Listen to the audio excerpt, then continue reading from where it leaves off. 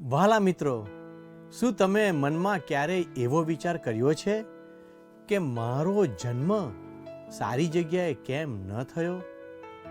મારો જન્મ મોટા ઘરમાં કેમ ન થયો? શું તમે જાણવા માંગો છો કે ઈશ્વરે તમને જ્યાં મૂક્યા છે ત્યાં શા માટે મૂક્યા છે અને તેની પાછળ ઈશ્વરની યોજના શું છે?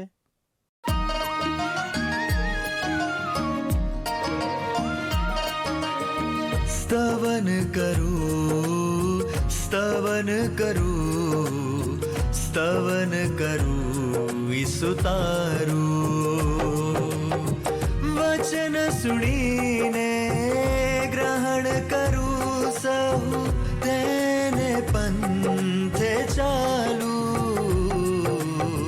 स्तवन करूं, स्तवन करूं, स्तवन करूं ईसु तारूं।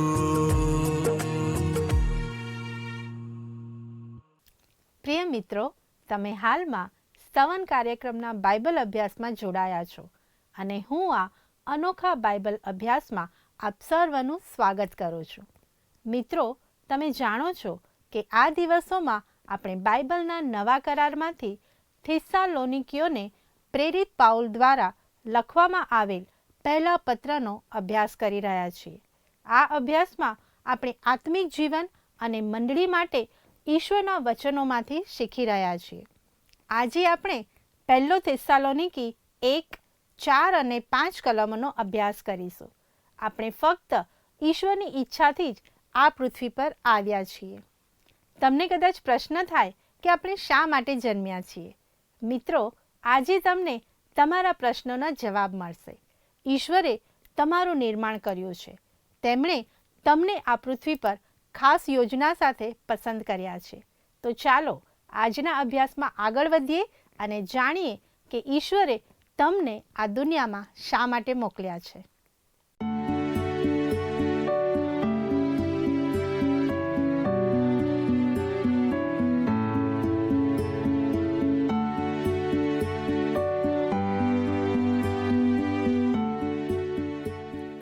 વહાલા દર્શક મિત્રો, આજે આપણે થેસ્સાલોનિકાની મંડળીને સંત પાઉલના પહેલા પત્રના પ્રથમ અધ્યાયની 4 અને 5 કલમો જોવાના છીએ.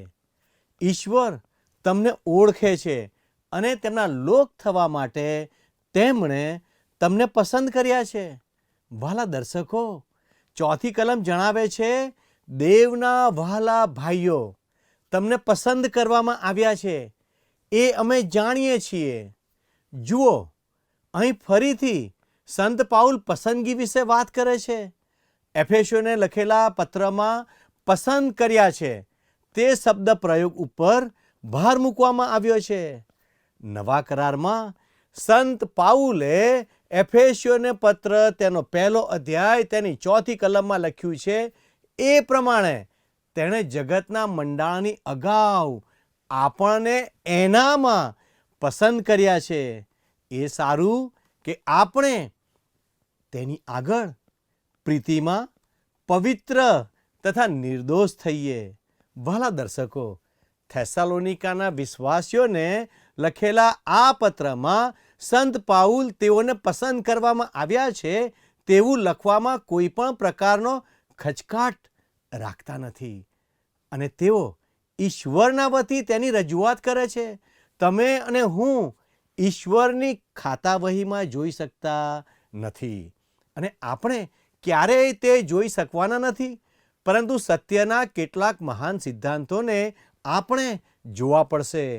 જ્યારે મેં ગણિતમાં ભૂમિતિનો અભ્યાસ કર્યો ત્યારે કેટલાક સિદ્ધાંતોને સાબિતી આપ્યા વગર સ્વીકારી લેવાના હતા. ઉદાહરણ તરીકે, સીધી રેખામાં 2 બિંદુઓ વચ્ચેનું સૌથી ટૂંકું અંતર. મિત્રો, મને ક્યારેય તેનો વિવાદ કરવાનો પ્રસંગ મળ્યો નથી, પરંતુ કોઈએ ક્યારેય મને તે સાબિત કરવાનો પ્રયાસ પણ કર્યો નથી. કેટલીક બાબતો એવી છે જેને આપણે પુરાવા વિના હકીકત તરીકે સ્વીકારીએ છીએ અને કેટલીક બાબતો એવી છે જે સાચી સાબિત થઈ શકતી નથી. તે જ રીતે સંત પાઉલ પણ પસંદગી વિશે દલીલ કરીને તેને સાબિત કરવાનો પ્રયાસ કરતા નથી. તેઓ તેને ફક્ત એક હકીકત તરીકે જણાવે છે. પ્રિય ભાઈઓ, ઈશ્વરે તમને પસંદ કર્યા છે. અને વાલા દર્શક મિત્રો, તે સિક્કાની દૈવી બાજુ છે જે ઈશ્વરની જમાવહી કે ખાતાવહી બતાવે છે. વાલા મિત્રો, શું તમે પ્યુરિટન વિશે સાંભળ્યું છે? આ પ્યુરિટન એટલે કોણ તે જાણો છો મિત્રો? તે તો એક ધાર્મિક સુધારા સામે રૂઢિચુસ્તતાને વળગી રહેનાર લોકોનો સમૂહ હતો. આ લોકો મહાન સત્યો માટે ઊભા રહેતા હતા. તે તેમની સમગ્ર જીવનશૈલીનો મૂળભૂત ભાગ હતો. તેમાંનું એક ઈશ્વરનું સાર્વભૌમત્વ સત્ય હતું, એટલે કે ઈશ્વરના અબાધિત અધિકાર, પસંદગી અને સમગ્ર જીવનશૈલી પાછળ ઈશ્વરનું સાર્વભૌમત્વ રહેલું છે. આપણે એ સ્વીકારવાની જરૂર છે કે ઈશ્વરે સ્વર્ગ અને પૃથ્વીનું સર્જન કર્યું. મારા વાલા મિત્રો, ઈશ્વરે આ સૃષ્ટિની રચના કરી છે તેવું લોકો માને છે, પણ તેઓ આ સૃષ્ટિ પર નિયંત્રણ રાખવાના ઈશ્વરના અધિકારને સ્વીકારતા નથી. તેઓ પૃથ્વીને ઈશ્વરના હેતુને આધીન ગણતા નથી. આપણે એવી સૃષ્ટિમાં રહીએ છીએ જે ઈશ્વર દ્વારા બનાવવામાં આવી છે અને આપણે તેમના મહિમા માટે જીવીએ છીએ. પ્રભુ ઈસુ ખ્રિસ્તના ગિરી પ્રવચનને યાદ કરો મિત્રો. તે વખતે માથી લખેલી સુવાર્તા તેનો 5મો અધ્યાય અને 16મી કલમમાં પ્રભુ ઈસુ ખ્રિસ્ત કહે છે, તેમજ તમે તમારું અજવાળું લોકોની આગળ એવું પ્રકાશવા દો કે તેઓ તમારી રૂઢિકરણીઓ જોઈને આકાશમાંના તમારા બાપની સ્તુતિ કરે. વાલા મિત્રો, અહીં ઈસુએ એવું નહોતું કહ્યું કે તમારા સારા કાર્યોથી તમારો પોતાનો મહિમા થવો જોઈએ. ના ના ના, સ્વર્ગીય ઈશ્વરનો મહિમા થવો જોઈએ. મારા વહાલા વિશ્વાસી મિત્રો, ઈશ્વર સર્જનહાર છે અને આ સૃષ્ટિ તેમના મહિમા માટે અસ્તિત્વમાં છે. તેમના સિવાય બીજો કોઈ ઈશ્વર નથી. તેઓ કોઈની પાસે અભિપ્રાય કે સૂચન કે સલાહ માંગતા નથી. તેઓ પોતાના હેતુ માટે આ સૃષ્ટિનું સંચાલન કરે છે. તેઓ પોતાના મહિમા માટે તેનું સંચાલન કરે છે. તમે અને હું ઈશ્વર કેન્દ્રિત વિશ્વમાં રહીએ છીએ. તે માનવ કેન્દ્રિત નથી, તે પૃથ્વી કેન્દ્રિત પણ નથી, પરંતુ તે સ્વર્ગ કેન્દ્રિત છે. આ વિશ્વ ઈશ્વરનું છે અને તેઓ તેનું પોતાની રીતે સંચાલન કરી રહ્યા છે. તે પોતાના હેતુ અને મહિમા માટે આ દુનિયાનું સંચાલન કરે છે. બીજી એક મહત્વની વાત હું તમને કહેવા માંગુ છું મિત્રો, કે ઈશ્વર જરા પણ જુલ્મી નથી. ઈશ્વર ન્યાયી છે. ઈશ્વર પ્રામાણિક છે. ઈશ્વર પરમ પવિત્ર છે. ઈશ્વર જે કંઈ પણ કરે છે તે સંપૂર્ણપણે યોગ્ય કરે છે. કદાચ તમને થાય કે ઈશ્વર તો ક્યારેય કશું કરતા જ નથી, પણ એવું નથી મિત્રો. હું તમને કહેવા માંગુ છું કે જો તમને લાગે કે ઈશ્વરનું કાર્ય યોગ્ય નથી અથવા તેમની યોજના શ્રેષ્ઠ નથી, તો તમે ખોટા છો. તમારે તમારા વિચારો બદલવા પડશે. ઈશ્વર ન્યાયી છે. ઈશ્વર તેમના ઈરાદાઓ પૂર્ણ કરે છે. જે કંઈ બને છે તે બધું આખરે ઈશ્વરનો જ મહિમા પ્રગટ કરશે. ઈશ્વર સમગ્ર સૃષ્ટિના અધિકારી છે અને તેઓ આજે પણ સમગ્ર સૃષ્ટિનું સંચાલન કરી રહ્યા છે. મારા વહાલા મિત્રો, મારી વાત તરફ ધ્યાન આપો.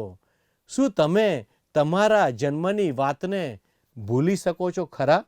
જો તમે જન્મ્યા ના હોત તો તમારું અસ્તિત્વ અહીં હોત જ નહીં. ઈશ્વરે જ સૌ પ્રથમ આ વિશે વિચાર્યું. કેટલું અદ્ભુત! ઈશ્વરને લીધે જ તમારું અસ્તિત્વ છે. તમે જે કુટુંબમાં છો, જે સ્થિતિમાં છો, તે બધું ઈશ્વરની ઈચ્છાથી જ શક્ય બને છે. તે તો તમારા માટેની ઈશ્વરની યોજના છે. મારા જન્મ માટે તેઓ જ જવાબદાર છે. ઈશ્વર આ દુનિયાનું સંચાલન કરે છે, કારણ કે આ દુનિયાના તે માલિક છે. ઈશ્વર જ તમને તેની યોજના માટે પસંદ કરે છે. ઈશ્વર જે કંઈ કરે છે તેમાં તેઓ સાચા હોય છે. સંત પાઉલ રોમન 9:14 પૂછે છે, તો આપણે શું અનુમાન કરીએ? શું દેવને ત્યાં અન્યાય છે? વહાલા દર્શકો, અહીં સંત પાઉલ આ પ્રશ્નનો જવાબ બહુ સ્પષ્ટ શબ્દોમાં આપે છે. ના, એવું ન થાવ. એનો અર્થ કે ઈશ્વર જે કંઈ કરે છે તેમાં તેઓ સાચા છે. આપણે એ જગ્યાએ પાછા ફરવાની જરૂર છે જ્યાં આપણે સ્વીકારીએ કે આપણે ફક્ત મનુષ્ય છીએ. આપણે સંપૂર્ણપણે પતિત થયેલા મનુષ્ય છીએ. આપણે એકબીજાની પીઠ પાછળ કૂથલી કરવાનું પસંદ કરીએ છીએ, પણ એકબીજાને સાંભળવાનું અને એકબીજાની પ્રશંસા કરવાનું પસંદ નથી કરતા. વહાલાઓ, હકીકત એ છે કે આપણે ઈશ્વર સામે બળવો કરી રહ્યા છીએ. તમે જાણો છો મિત્રો કે ઈશ્વર આપણને એક પ્રજા તરીકે પણ ગણે છે. આપણે પાપી હોવા છતાં પણ આપણે પોતાનો નિર્ણય સ્વતંત્રતાથી લઈ શકીએ તેટલો અધિકાર ધરાવીએ છીએ. શા માટે? કારણ કે બીજા કોઈ માણસને તમારા અને મારા માટે નિર્ણય લેવાનો કોઈ અધિકાર જ નથી. આજે તમે અને હું ઈશ્વરે આપેલી સ્વતંત્રતાનો આનંદ માણીએ છીએ. થેસાલોનિકાના વિશ્વાસીઓને સંત પાઉલ ફરીવાર શું કહે છે તે સાંભળો.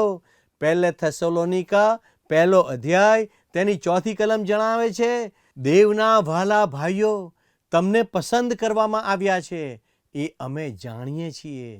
પ્રિય મિત્રો, ઈશ્વર સર્વોપરી છે અને તેઓ સૃષ્ટિનું સંચાલન કરે છે અથવા ચલાવે છે. આપણે ઈશ્વરની સમક્ષ નમી પડીએ અને તેમનો આભાર માનીએ, કેમ કે આપણું અસ્તિત્વ ઈશ્વરના કારણે છે અને ઈશ્વરે જ આપણને તેમના માટે નિર્ણય લેવાની સ્વતંત્રતા આપી છે. ઈશ્વરના પ્રતિનિધિ બનવાની તક આપી છે. ઈશ્વરે આપણને પસંદગી કરવાનો અધિકાર આપ્યો છે. આજે પણ ઈશ્વર તમને આમંત્રણ આપી રહ્યા છે. વહાલા દર્શકો, યોહાની લખેલી સુવાર્તા તેના 7મા અધ્યાયની 37મી કલમમાં પ્રભુ ઈસુ કહે છે, હવે પર્વને છેલ્લે તથા મોટે દહાડે ઈસુએ ઊભા રહીને ઘાંટો પાડતા કહ્યું કે જો કોઈ તરસ્યો હોય તો તે મારી પાસે આવીને પીએ. વહાલા મિત્રો, શું તમે આત્મિક રીતે તરસ્યા છો? તો પછી પ્રભુ ઈસુ ખ્રિસ્તને શરણે આવો. તેઓ તમને આવકારવા માટે તૈયાર છે. પણ જો તમે તરસ્યા જ નથી તો તમને આત્મિક તરસ લાગી નથી. ઈશ્વર આજે આ ખોવાયેલી દુનિયાને સંપૂર્ણ અને મુક્ત રીતે ઉદ્ધાર આપવા માગે છે. દુષ્ટ કર્મો અને પાપોના બંધનમાંથી મુક્ત થવા માટે ઈશ્વર દરેક વ્યક્તિને આમંત્રણ આપે છે. ઈશ્વરની મુક્તિની યોજનાને સ્વીકારવાની કે નકારવાની આપણી પાસે સ્વતંત્ર ઈચ્છા છે. અહીં વચગાળાનો કોઈ માર્ગ નથી.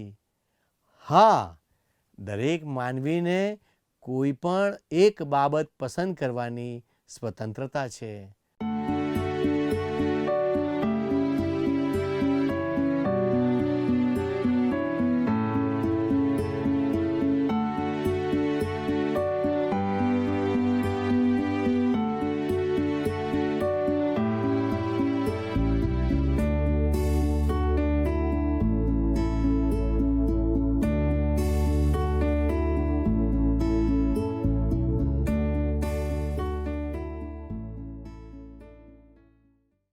વહાલા મિત્રો, હવે અહીં અભ્યાસ કરવા માટે આપણી પાસે બીજી એક અદ્ભુત કલમ છે. 1 થેસાલોનિકા 1 અધ્યાય અને 5મી કલમમાં શું લખ્યું છે?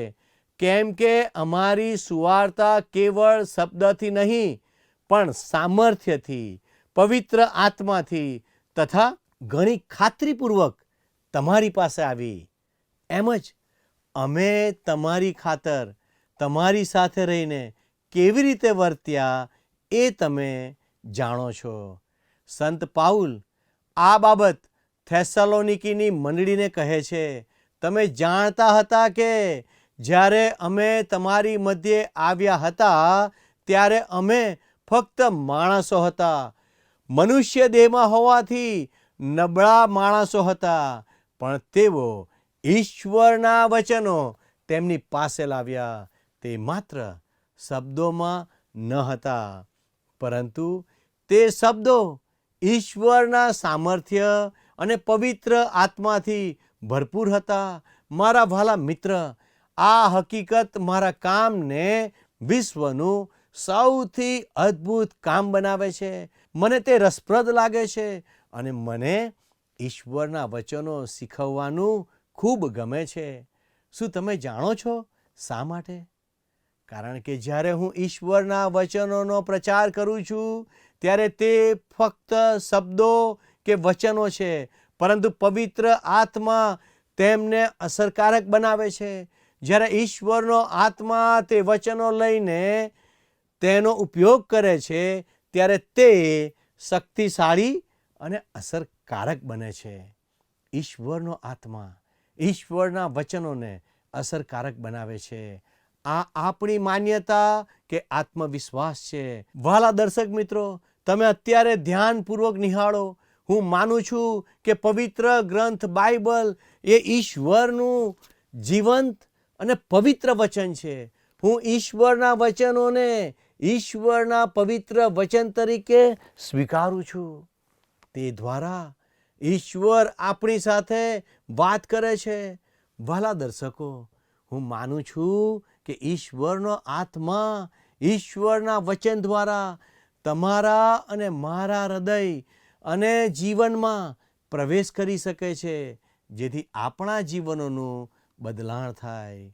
વહાલા દર્શકો, પહેલો પિત્તર તેનો 1 અધ્યાય તેની 23મી કલમ પ્રમાણે, કેમ કે વિનાશી બીજથી નહીં પણ અવિનાશીથી દેવના જીવંત તથા સદાકાળ રહેનાર વચન વડે તમને પુનર્જન્મ આપવામાં આવ્યો છે. હું માનું છું કે ઈશ્વરનો આત્મા ઈશ્વરના વચનને તમારા માટે વાસ્તવિક બનાવી શકે છે. હું માનું છું કે ઈશ્વરનું વચન અને ઈશ્વરનો આત્મા આજે પણ ચમત્કાર અથવા અદ્ભુત કામ કરી શકે છે. તે એક અવિશ્વાસી અને ખોવાયેલા પાપીને ઈશ્વરના બાળકમાં બદલી શકે છે. ઈશ્વરનું વચન, પ્રભુ ઈસુ ખ્રિસ્તનો શુભ સંદેશ થેસલોનિકાના રોમન ઉપનગર સુધી પહોંચ્યો, જે વિશ્વના સૌથી મહાન સામ્રાજ્યોમાંના એક શાસન હેઠળનું એક બિન યહૂદી શહેર હતું. આ શુભ સંદેશ ત્યાંના રહેવાસીઓના જીવન અને હૃદયમાં પરિવર્તન લાવ્યો.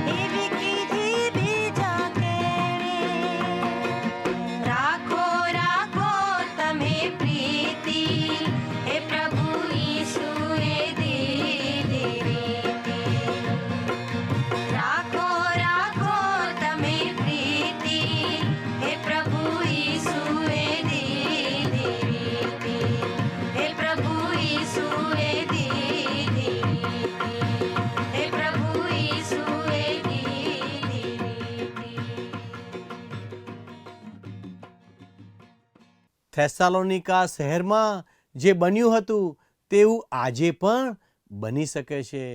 વાલા મિત્રો, હું 5મી કલમનું પુનરાવર્તન કરવા માગું છું, કારણ કે તે અત્યંત મહત્વપૂર્ણ છે.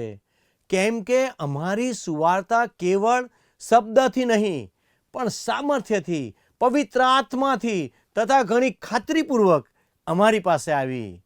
એમ જ અમે તમારી ખાતર તમારી સાથે રહીને કેવી રીતે વર્ત્યા એ તમે જાણો છો. મારા વાલા મિત્રો, સૌ પ્રથમ જરૂરી બાબત એ છે કે દરેક વ્યક્તિ ઈશ્વરનું વચન સાંભળે. તે તેમનો વાસ્તવિક આધાર છે. લોકોએ ઈસુનો શુભ સંદેશ સાંભળવો જોઈએ.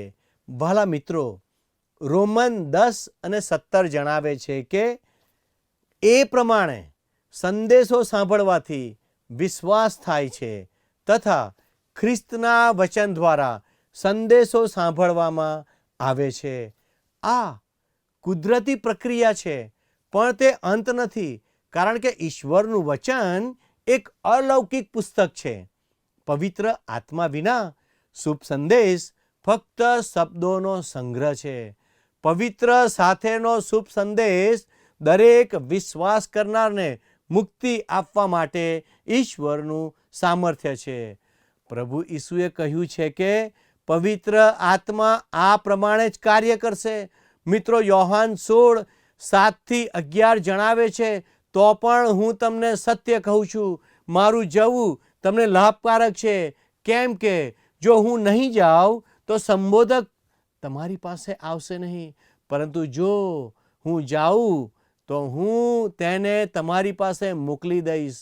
જ્યારે તે આવશે ત્યારે તે પાપ વિશે, ન્યાયપણા વિશે તથા ન્યાય ચૂકવવા વિશે જગતને ખાતરી કરી આપશે.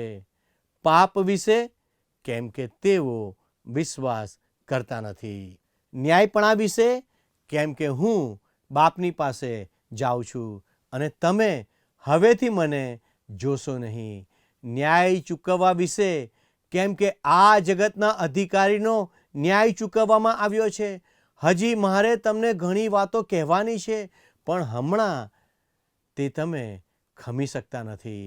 તો પણ જે સત્યનો આત્મા તે જ્યારે આવશે ત્યારે તે તમને સર્વ સત્યમાં દોરી જશે. કેમ કે તે પોતાના તરફથી બોલશે નહીં, પણ જે કંઈ તે સાંભળશે તે જ તે બોલશે, અને જે થનાર છે તે તમને કહી દેખાડશે. મારા વાલા દર્શક મિત્રો, અહીં પ્રભુ ઈસુએ કેટલી અદ્ભુત વાત કહી છે. આજે આપણા બધા માટે એ જાણવાની તક છે. ઈશ્વરનું વચન નિરર્થક નથી. ઈશ્વરનું વચન પવિત્ર આત્મા દ્વારા આપણા જીવનમાં કાર્ય કરે છે. જો તમે આજે સ્વીકારો છો તો જાણો કે ઈશ્વર તમારા જીવનને બદલવા માટે સામર્થ્યવાન છે. તમે કોણ છો તેનાથી કોઈ ફરક પડતો નથી. પરિસ્થિતિ ગમે તે હોય તેઓ તમારું જીવન બદલી શકે છે. ફક્ત ઈશ્વરના વચનોમાં વિશ્વાસ રાખો. આજના આ વચન દ્વારા ઈશ્વર આપ સર્વને આશીર્વાદ આપો.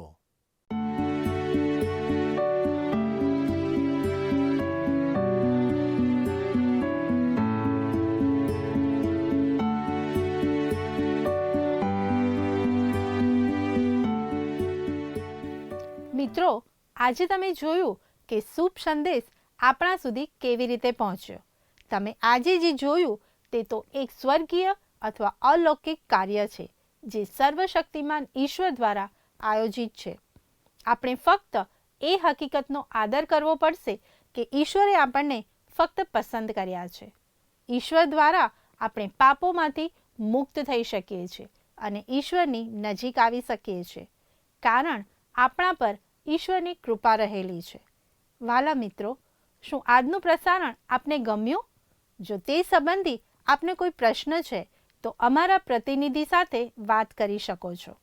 અમે આપના ફોનની પ્રતીક્ષા કરીશું. મિત્રો, આજની આપણી બાઇબલ ક્વિઝનો પ્રશ્ન છે, સંત પાઉલ આજના પાઠમાં કઈ બાબત પર ભાર મૂકે છે? એ. પસંદગી, બી. ચાલાકી, સી. સુવાર્તા, ડી. કાર્યો. મિત્રો, ગત પ્રશ્નનો જવાબ છે એ. પાઉલે. અમારા આજના પ્રશ્નનો જવાબ જલ્દીથી મોકલી આપશો. દરેક પ્રશ્નનો સાચો જવાબ આપનાર વિજેતાઓના નામ દર મહિનાના પ્રથમ સોમવારે જાહેર કરવામાં આવશે. અમારો સમય પૂરો થાય છે. ઈશ્વર આપને આશીષ આપો. આમેન. શું તમને આ કાર્યક્રમ ગમ્યો? અત્યારે જ અમને મિસ કોલ કરો.